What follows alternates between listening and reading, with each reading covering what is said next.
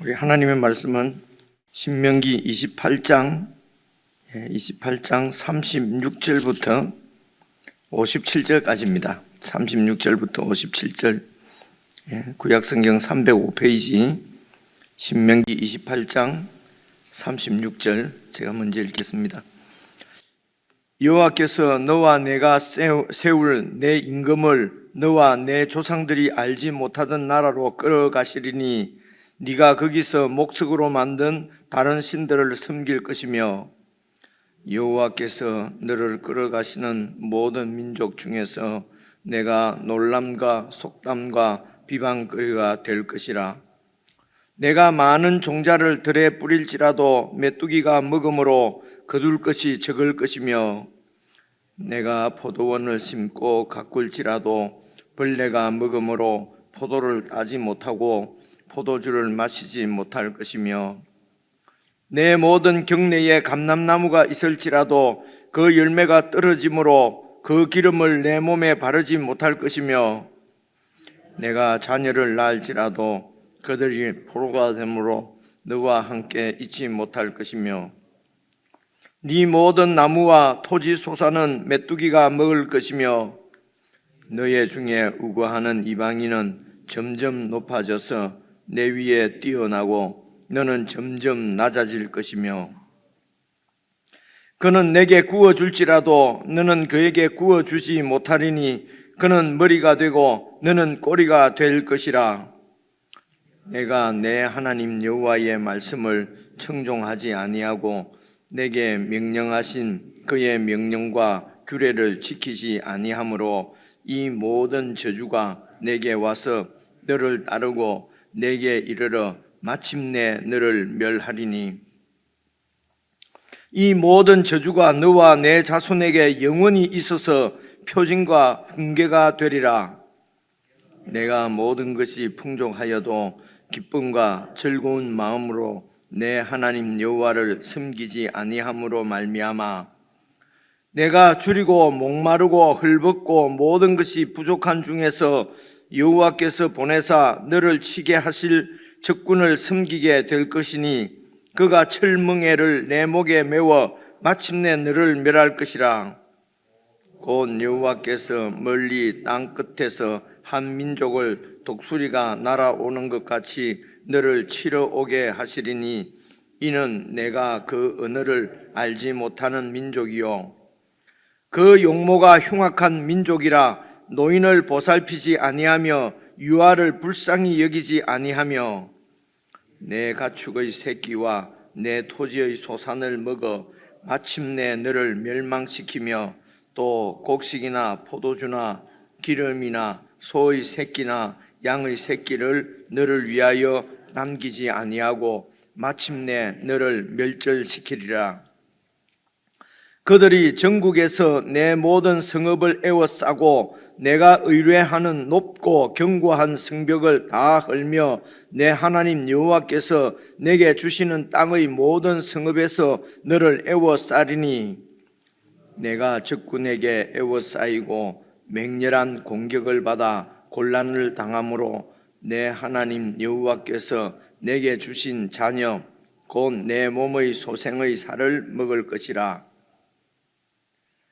너희 중에 온유하고 연약한 남자까지도 그의 형제와 그의 품의 아내와 그의 남은 자녀를 미운 눈으로 바라보며 자기가 먹는 그 자녀의 살을 그중 누구에게든지 주지 아니하리니 이는 내 적군이 내 모든 성읍을 에워싸고 맹렬히 너를 쳐서 곤란하게 함으로 아무것도 그에게 남음이 없는 까닭일 것이며 또 너희 중에 온유하고 연약한 부녀 곧 온유하고 연약하여 자기 발바닥으로 땅을 밟아보지도 아니하던 자라도 자기 품의 남편과 자기 자녀를 미운 눈으로 바라보며 자기 다리 사이에서 나온 태와 자기가 낳은 어린 자식을 남몰래 먹으리니 이는 내 적군이 내 생명을 에워싸고 맹렬히 쳐서 곤란하게 함으로 아무것도 얻지 못함이리라. 정말 끔찍한 얘기지요. 여러분, 그 신명기 이 28장은 전체가 여러분 내일 말씀까지 보면은 68절까지 있거든요. 그러니까 긴데요. 신명기 28장은 이렇게 이해를 하시면 됩니다. 신명기는 여러분 여러 번 지금 나왔지 않습니까? 모세가 이제 그 가나안 땅에 들어가기 직전에 있는 그 모압 평야입니다. 이제 모압 평야에서 요단강을 건너가면은 이제 여러분 그 여리고성이 나오고 이제 조금 밑으로 내려 한 30km 이렇게 서쪽으로 내려가면은 그 예루살렘이 있고요. 이제 그리고 이제 가나안 땅이거든요. 그래서 이제 가나안 이 요단강을 건너기 직전에 있는 평야가 모압 평야인데 거기에서 모세가 이제 그 이스라엘 백성들에게 40년 전에 이제 그 시내산에서 하나님께서 모세를 통해서 백성들에게 율법을 주시지 않습니까? 그리고 이제 40년이 지났습니다. 출애굽 1세대들은 다 죽었고요. 그 당시에 20세 미만의 어린 아이들이나 이렇게 그 광야 40년 생활 동안에 태어난 아이들이 이제 그러니까 40년 지났으니까 예를 들어 그 제일 나이 많은 사람이 한 40대지 않겠습니까? 그죠? 그리고 그 전부터 있은 사람은 한 60, 그러니까 제일 나이 많은 사람은 한 60 정도 되고 이제 산술적으로 보면 그렇지 않습니까? 그 어린 아이들도 있고 그리고 이제 그 당시에 만약에 그 요수아와 갈렙이 뭐 한 20대였으면은 한 80대 이렇게 되겠죠. 80대, 90대. 그래서 갈렙이 그 요수아서 이를 보면은 내가 지금 85세라도 뭐 이런 얘기가 나오지 않습니까? 그리고 이제 모세는 그때가 이제 그 80세 때 출애굽을 했으니까 지금 이 당시는 이제 120세 정도 되는 그런 아주 노인이지요. 그런 노인이 이제 이스라엘 백성들에게 가나안 땅에 들어가서 어떻게 살아야 될 것인지 40년 전에 받은 그 율법을 다시 이제 신자가 다시 신자입니다. 다시 명자는 이제 그 명령, 그러니까 그 하나님의 명령을 이 백성들에게 이제 전하는 말씀이 다시 설교하시는 말씀이 신명기서거든요. 그래서 1장부터 만약에 27장까지가 그 언약에 관한 이제 이런 그 율법이니까 법이지 않습니까? 법이고 그리고 28장은 이제 보통 어디서나 이렇게 어떤 그 규칙이라고 그럴까요? 이제 그런 것을 잘 알려주면 꼭 제일 마지막에 나오는 것이 상벌이잖아요. 잘 지키면 상을 받고, 그리고 어기면은 그런 규칙을 어기면은 벌을 받는 거잖아요. 그죠? 그래서 이 신명기 28장은 상벌 규정이라고 그렇게 이해를 하시면 됩니다. 상벌 규정인데, 그런데 이제 그 당시에, 그러니까 아주 고대 사회에는 이제 지금은 이제 뭐 무슨 이렇게 뭐 국제 협약 이런 게 있어 가지고 나라 세계 전체가 뭐 이렇게 이제 이렇게 해서는 안 될 일, 뭐 침략을 하지 말라든지 뭐 무슨 국제법 같은 것이 뭐 지금 있는 것 같지 않습니까? 그죠? 근데 이제 그런 국제법들을 힘으로 막 이렇게 어기면은 이제 전쟁을 일으키기도 하고, 근데 뭐 강대국이 전쟁을 일으키면 아무리 국제법이 있다 해도 유엔이나 뭐 있어도 뭐 어떻게 약한 나라를 잘 보호해 주는 것 같지도 않지 않습니까? 그죠? 그래서 유엔이 있거나 뭐 안보 이사회가 있거나 뭐가 있어도 사실은 인간의 이런 욕망이나 욕심, 탐욕 때문에 하나님을 이렇게 그 주인으로 섬기지 않으면 다 욕심대로 살기 때문에요. 이 세상에는 그런 어떤 이런 세계적인 무슨 기구가 있어도 그런 기구들이 유엔이나 이런 기구들이 이 땅에 참된 평화를 보장할 수가 없습니다. 이 인간의 이제 탐욕, 다시 말해 죄 때문에 말입니다. 그죠? 그래서 이제 이때는 이제 고대 사회지 않습니까? 뭐 BC 모세가 이스라엘 백성들을 이렇게 출애굽했을 때가 BC 1446년 정도로 보통 이렇게 얘기를 해요.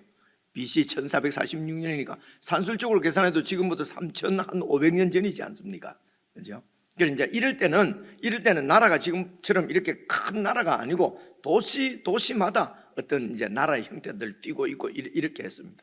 그럼 이제 그때도 힘이 있는 나라가 주위에 있는 나라들을 막 이렇게 정벌을 하는 거죠. 그죠? 그러니까 이 왕들이 가만히 못 있습니다. 그냥 자기 그 땅에서 그냥 잘 먹고 살면 되는데 꼭 옆에 나라를 다 이렇게 침범을 하거든요. 침략을 한단 말입니다. 그렇게 해서 이제 이겨서 강한 힘을 가지고 많은 나라들을 이렇게 이제 침략을 해서 많은 나라들을 항복시키게 되면은 이제 이런 힘이 있는 나라를 종주국이라고 그래요. 종주국. 이제 종주국이고, 그리고 이제 그 나라가 이제 이렇게 침략을 하면은 이제 항복을 할 것 아닙니까? 그죠? 항복하면은 거기에도 왕이 있거든요. 그러니까 항복한 왕과 그 나라는 이제 봉신국이라고 그럽니다. 봉신, 신하라는 것입니다.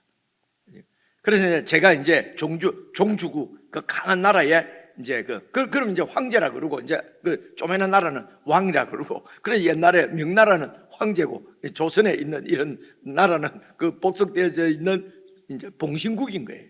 그 봉신국은 종주국하고 한테 충성을 맹세하고 이렇게 해야 종주국의 봉신국을 살려두는 거예요. 안 그러면은 막 전쟁을 해서 완전히 다 이렇게 폐허로 만들어 버릴 거 아닙니까, 그죠? 그래서 이런 종주국과 봉신국이 이제 조약을 맺습니다. 그래서 제가 이제 침략을 이제 우리 유동 장로님 왕이다 말이에요. 그러니까 제가 침략을 해가지고, 그러면 이제 장로님이 항복 이렇게 하면은 그러면 이제 언약을 맺는 것입니다. 조약을 맺는 것입니다. 그렇게 해서 그 조약 내용이 어떤 거겠습니까? 하여튼 절대로 나를 배반해서는 안 되고, 그럴 거 아닙니까, 그죠? 충성을 다짐해야 되고, 나한테 만약에 이제 그런 내용이란 말입니다. 그래서 이 내용을 잘 지키면은 종주국, 내가 주위에 있는 여러 나라들로부터 보호해주고, 뭐 지켜도 주고, 그리고 이렇게 나라를 패망시키지 않고 당신의 왕 자리를 내가 보존해주고, 뭐 이런 이제 복이죠. 근데 만약에 이 충성 맹세를 어기고 대항을 하면은 완전히 어떻게 한다고요? 완전히 멸망시켜 버리겠다. 이제 이런 이걸 이제 그 당시에는 국제 사회가 이제 이런 조약을 맺는 거죠. 이것을 이제 종주국과 봉신국 간의 조약이라고 하는데요. 그 조약의 그렇게 이렇게 해야 된다. 결국 그 내용은 충성을 맹세해야 된다. 그리고 이제 제일 마지막에 나오는 것이 보통 축복과 저주 목록이라 그래요. 보통 축복과 저주 목록. 그래서 잘 언약을 지키면은 이제 이렇게 축복을 해주고, 어기면은 저주한다는 것입니다. 그래서 이제 이런 종주국과 봉신국 사이에 맺는 언약 조항하고 이 지금 신명기에 있는 28장에 나오는 이 축복 저주 목록이 그런 그 당시의 국제 조약의 제일 마지막에 축복과 저주하고 형태가 비슷하다고 그럽니다. 그러니까 그 당시 다 쓰던 걸 가지고, 사용하던 걸 가지고 이제 이렇게 그러니까 그 백성들이 알기가 쉽지요, 그죠? 그래서 이제 이 28장은 보통 상벌 규정이라고 이해하셔도 되고요. 축복과 저주 목록이다, 이렇게 이해를 할 수 있습니다. 그런데 말입니다. 그래서 이제 하나님이 종주가 되는 것이죠. 그러니까 이제 주권자, 이제 우리의 주인이란 말입니다. 최고의 주인이란 말이에요. 종주가 되고, 우리는 봉신이란 말입니다. 그 하나님을 섬기는 봉신, 신하라는 거지요. 그래서 이제 이 신하가 이 약조를 맺은 대로 하나님을 종주로 잘 충성하고 섬기면은 이제 축복을 해 주시는데, 종주께서 이제 봉신국에게 축복을 내려주는데, 그 축복 목록이 여러분 1절부터 14절까지입니다. 우리 지금 1절부터 14절까지가 축복하는 목록이에요. 이게 아마 목요일인가 금요일인가 보았을 텐데요. 근데 축복하는 내용이 이제 주로 경제적으로 성공하고, 그죠? 그 내용이 그렇습니다. 그리고 이제 이렇게 뭡니까, 이게 이제 이렇게 농사 이런 걸 지으면은 열매가 풍성하고, 그리고 음식이 풍요로운 음식이 있고, 그리고 이제 군사적으로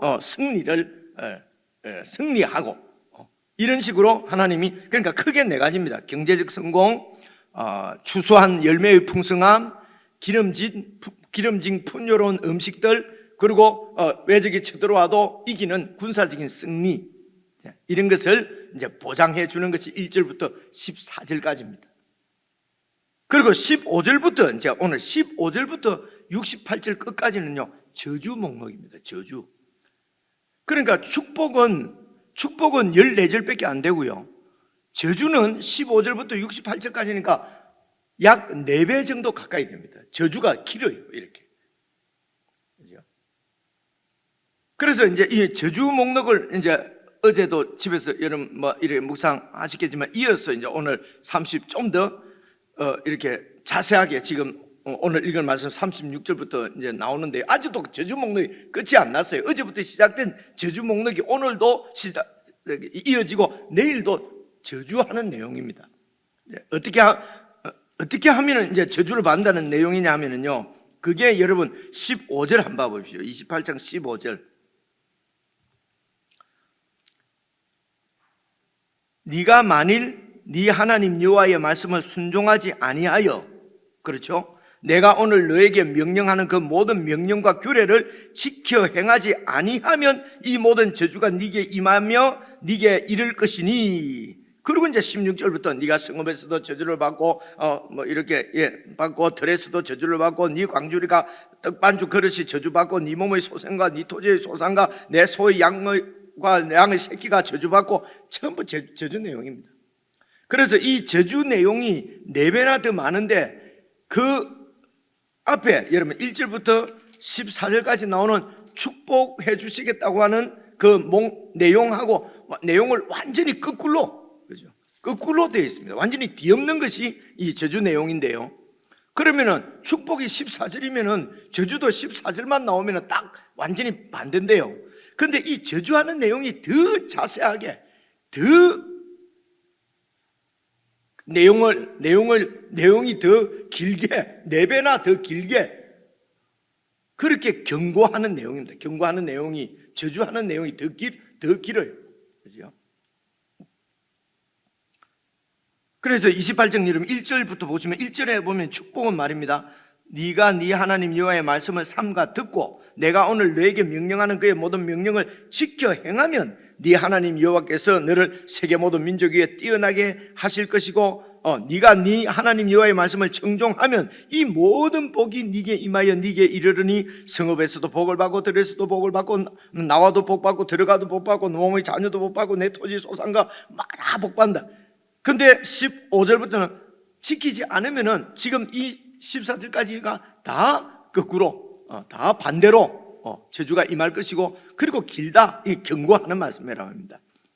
그래서 이제 이렇게 그래 하나님이 이렇게 저주하는 내용을 더 자세하게 경고로 주시는 그 하나님의 마음을 봐보십시오. 그래서 이 저주하는 내용, 저주 자체가 목적이 아니고 사실은 저주하겠다고 이렇게 경고하시는 내용은 제발 이렇게 그 언약을 어기고 욕망대로 탐욕대로 그렇게 살지 않기를 바라시는 하나님의 마음이지요.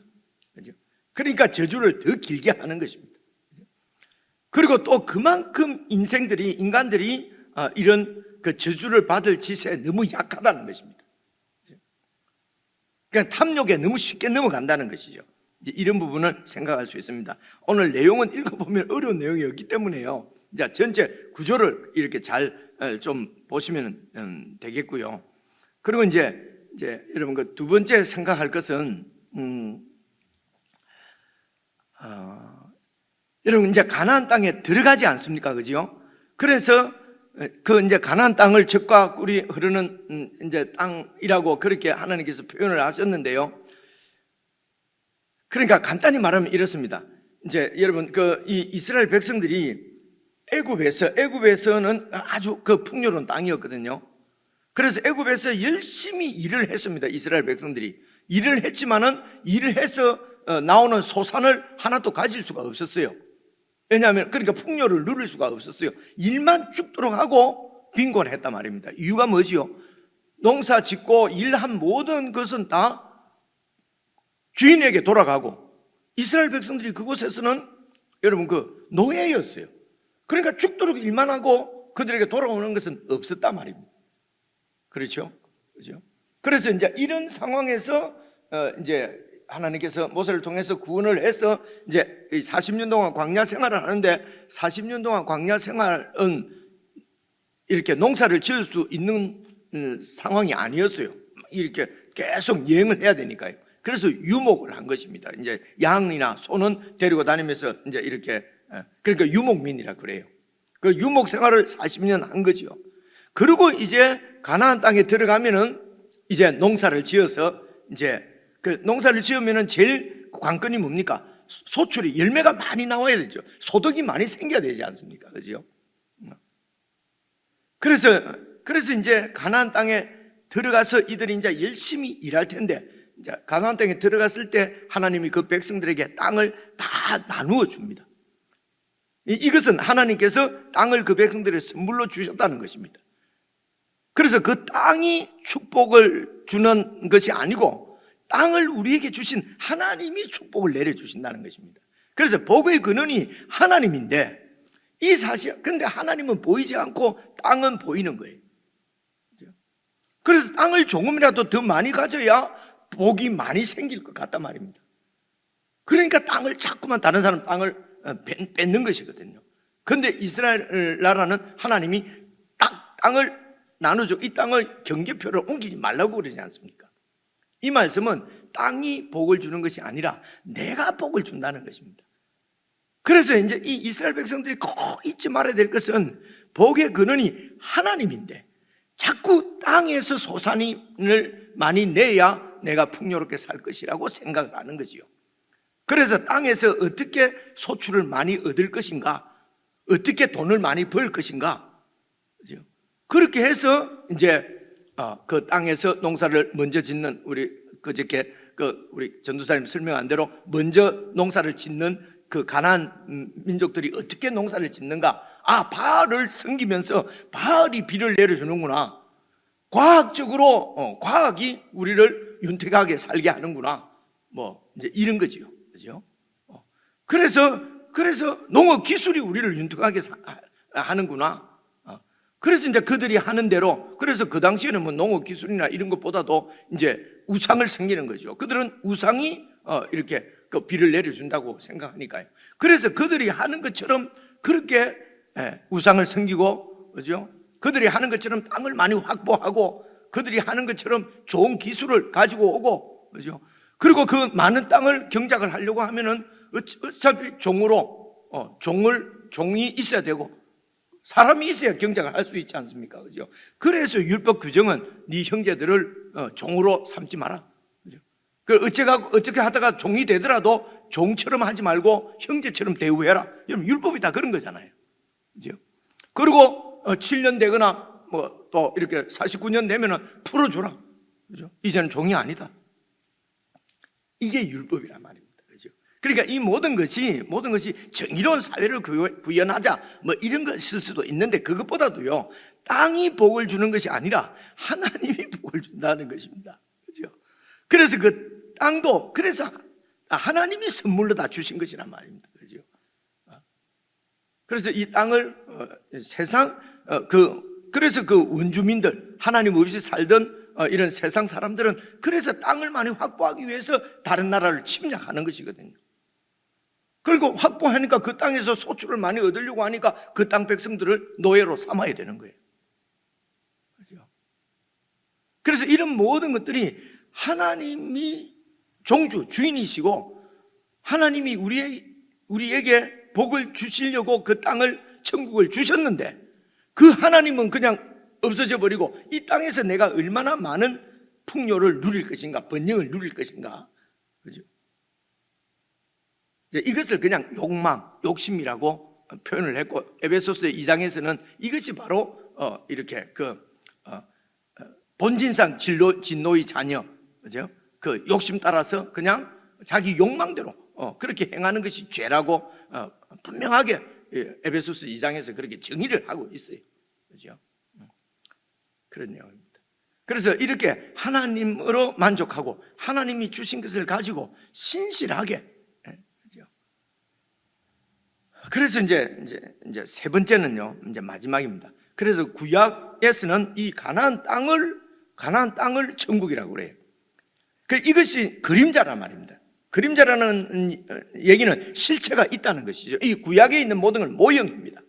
그래서 가나안 땅이 천국인데 이것은 무엇을 보여주는 모형이냐면요, 하나님께서 하나님의 아들을 그리스도로 육신을 입고 이 땅에 보내셔서 그 예수님이 십자가에 죽으시고 부활하실 때 영으로 부활하셔서 영적인 나라를 세우는데, 이 땅에 예수님께서 통치하시는 그 영적인 나라가 실체고, 그것을 보여주는 것이 지금 이 실체가 눈에 보이지 않는 것은 우리가 잘 모르니까요, 눈으로 볼 수 있도록 보여주는 것이 구약의 모형입니다.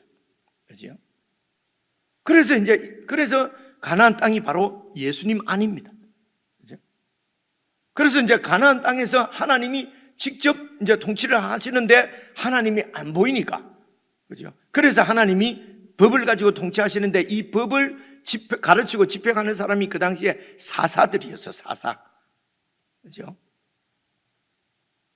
그리고 이제 사사로는 안 되겠다, 왕을 세워달라 해서 다윗 왕을 하나님이 세워주시는 것이고요.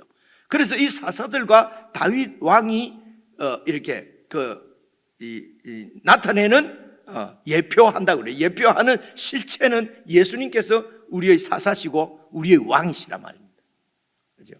그래서 이 보이지 않는 예수님을 이제 구약시대 때는 왕으로, 사사로 하나님께서 보여주신 것이죠. 그렇죠? 그래서 이제 이 법을 지키면서 그 가운데 욕심 없이 섬기면서 하나님 주신 것에 감사하면서 예배하면서 주신 것으로 서로 이렇게, 아무도 그 이스라엘 백성들 간에는 소외되거나 빈곤하거나 없어서 굶어 죽거나 하는 사람이 없도록 서로 다 도우라는 것이죠.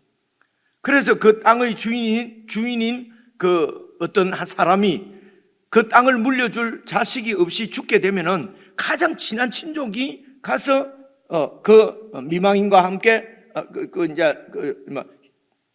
이제 살아남아 있는 그 과부와 이렇게 결혼을 해서 아이를 낳아서 이름을 내 이름이 아니라 그 죽은 형의 이름을 따서 그 가문을 보존해 주라는 것입니다. 지금으로서는 아주 어색하지만은 그만큼, 안 그러면 그 땅의 주인이 없어져 버리잖아요. 그죠? 그러면 또 다른, 그래서 그 땅을 막 가지려 탐욕 때문에 그 형의 이름으로 애를 안 낳아주려고 하는 거예요. 그죠? 이 탐욕, 이렇게 형제의 곤란함, 이렇게 없다든지 형제가 당하는 그런 어려움들을 친족들이 그대로 두고 보지 않도록, 그렇게 율법은 다 그런 내용이에요. 이걸 고엘 제도라고 그러잖아요. 고엘이 구속이라고 그런단 말입니다. 그래서 가장 그 옆에 있는 친한 촌수가 가까운 순서대로 이제 그것을 감당하도록, 그래서 완전히 꼭 해야 되는 건 아니었어요. 내가 안 한다고 할 수도 있었어요. 그러니까 안 한다고 하면은 형제를 돌보지 않는 수치스러운 그런 가문이 되어버린단 말입니다. 이런 내용을 얼마 전에 우리가 다 봤지 않습니까? 그죠? 그래서 이제 이런 율법의 명령은 다 하나님으로 만족하고 하나님이 주신 것으로 정말 감사하며 기뻐하며 주위를 돌아보면서 그 백성들이 다 같이 이렇게 그 풍요를 누리도록, 그래서 그 풍요로운 그런 열매를 하나님이 비를 내려 주시면은 풍요로운 열매가 맺히고, 그런데 이런 삶을 살다 보면은 이제 그 땅을 잃어버리는 사람들이 있단 말입니다. 고아와 과부와 나그네들은 땅이 없잖아요. 그러면 소출이 없잖아요. 그죠? 그러면은 밭에 추수할 때도 좀 남겨두고, 싹쓸이 하지 말고, 그죠? 남겨두고, 그래서 땅이 없는 사람들이 거기 와서 그것을 다 이렇게 죽지 않고 먹고 살 수 있도록, 그러니까 눈에 보이는 것을 가지고 보이지 않는 지금 예수님 안에서 이루어지는 하나님 나라를 예표하는 겁니다. 그래서 지금도 예수 잘 믿으면은 경제적으로 성공하고, 막 누구하고 경쟁해서 이기고, 전쟁에서 이기고, 막 풍요로운 음식이 있고, 이렇게 물질적으로 이해를 하시면 안 된다 이 말입니다. 그러면은 그래서 진급하면 하나님 축복하시고, 그럼 진급이 안 되면 그럼 하나님 저주하셨습니까? 좋은 대학에 들어가면 하나님이 축복해 주셔가지고요, 우리 애들이 이렇게 갔어요. 그럼 그 떨어진 애들도 있잖아요, 옆에. 그러면 하나님이 저주해서 그런 겁니까? 이게 아니거든. 이런 것들이 다 인간의 욕심, 욕망, 인간적인 이런 사상, 철학, 세상 논리가 작동하기 때문에 그렇거든요. 하나님 나라는 하나님이 주시는 은사대로 하는 것이에요. 머리에 하나님 은사를 주시면은요, 머리가 발달해서 공부를 잘 하는 거예요. 그럼 그걸 가지고 자기 잘 먹고 권세를 누리고 살아가는 것이 아니고 그런 백성들을 섬기라고 하나님 주시는 은사란 말입니다. 그죠? 손에 은사를 주면은요, 얼마나 기술이 좋습니까? 발에 은사를 주시면은요, 얼마나 그 많은 일을 합니까? 건강한 몸을 주시면은 그 몸으로 얼마나 많은 일을 이렇게 다른 사람 섬기는 일을 할 수가 있잖아요. 그래서 하나님이 주신 것으로 감사하고, 그죠? 그렇게 했는데 세상은 뭡니까? 머리가 그러면은 오만 사람이 다 머리 좋게 하려고, 그죠? 팔방미인하게 하려고 막 그 권세를 사용하고 이러지 않습니까? 이런 논리를 다 따라가가지고, 그죠? 예수 잘 믿으면 막 공부도 잘하고, 예수 잘 믿으면 건강하고, 예수 믿으면 잘생기고, 막 예수 잘 믿으면 결혼도 잘하고 말이지. 뭐 애들도 잘 되고. 이것은 다, 여러분, 이게 탐욕인 것입니다. 그래서 신약에서는 이런 욕심을 우리에게서 제거하기 위해서 예수님께서 우리를 포함해서 십자가에 죽으신 것입니다. 그래서 이 세상에 속한 이런 모든 것들은 십자가에 완전히 죽여버리고 부활하실 때는 영으로 부활하셔서 이제 눈이 완전히 바뀌도록 세상 가치관으로 완전히 바꿔야 되는 것이죠. 그래서 저희 교회에서는 누가 뭐 어디 진급했다, 너가 뭘 어떻게 했다, 막 그걸 축복이라고 성경이 그렇게 얘기하는 게 아니거든요. 그죠? 욕심을 버리는 것이, 그것이, 그 욕심이 버려지지가 않아요. 그래서 십자가에서 우리를 죽이신 것입니다. 그죠? 그런데 오늘 뭐 내용은 쭉 읽어보시면 다 경제적으로 어느 정도 비참하냐 하면 자꾸 이방 나라를 따라서 자꾸 그렇게 하니까 아예 이방 나라로 포로로 보내버리겠다. 이런 내용입니다. 혹은 또 자꾸 그 땅이 복을 주는 줄 알고 막 자꾸 우상을 섬기고 하나님을 떠나고 막 땅에 집중하니까 그러면은 너희들이 그렇게 해서 추수해갖고 막 얻은 곡식을 먹지 못하도록 적군이 너희들이 알지 못하던 언어를 쓰는 다른 나라가 쳐들어와서 그들이 다 그 뺏어갈 것이다. 이제 이런 내용이에요. 그죠? 내용이죠. 그리고 이제 또 마지막 부분이 심하지요. 쳐들어와서 포위를 해서 적군이 포위를 하고 있으니까 그 포위가 열리지 않으니까 시간이 지나니까 먹을 것이 없어서, 그죠? 자식을 잡아먹는 자식을 잡아먹는 이런 비참한 상태에 빠질 것이다. 하나님이 경고하시는 것입니다. 사실은 이 말씀을 어겼기 때문에 이스라엘의 역사 가운데 이런 일들이 실제로 일어났어요. 실제로. 그죠? 그런 내용입니다. 그래서 이런 54절 같은데 너희 중에 온유하고 연약한 남자까지도 아주 착한 남자도 그의 형제와 그의 품의 아내와 그의 남은 자녀를 미운 눈으로 왜 바라보냐면요. 이제 자기가 먹는 그 자녀의 살을 누가 뺏어 먹을까 봤어. 그래서 아내도 막 미운 눈으로 보고 다른 아들들, 자식들한테도 미운 눈으로 본다. 저것들이 없어야 내 혼자 이걸 다 먹을 수 있을 텐데. 이러고 있다는 것입니다. 얼마나 비참한 상황입니까? 그죠? 그래서 하나님께서 이런 아주 정말 말도 안 되는 이런 비참한 상황으로 이 이스라엘 백성들을 경고하시는 내용은 그렇게 저주하겠다가 아니고 그만큼 그런 하나님 말씀을 어기고 욕망대로 욕심대로 사는 것을 경고하는 말씀으로, 그죠? 그렇게 이 저주 목록을 이해를 하시면 좋겠습니다. 한 절씩 개인적으로 읽으시면서 이게 뭐 이런 물질적인 복을 얘기하는 것이 아니라 영적인 이런 복과 저주를 얘기하는 것이니까요. 그래 우리가 영적으로 자꾸 핍절하고 공고하고 그러면요 말씀을 떠나 있기 때문에 그래요. 하나님 통치를 떠나 있기 때문에 그러는 것이지 간단합니다. 이제 이런 부분들을 좀 주님께로 돌이키고 하는 그런 은혜의 시간이 되면 좋겠습니다. 개인적으로 잠시 묵상하십시오.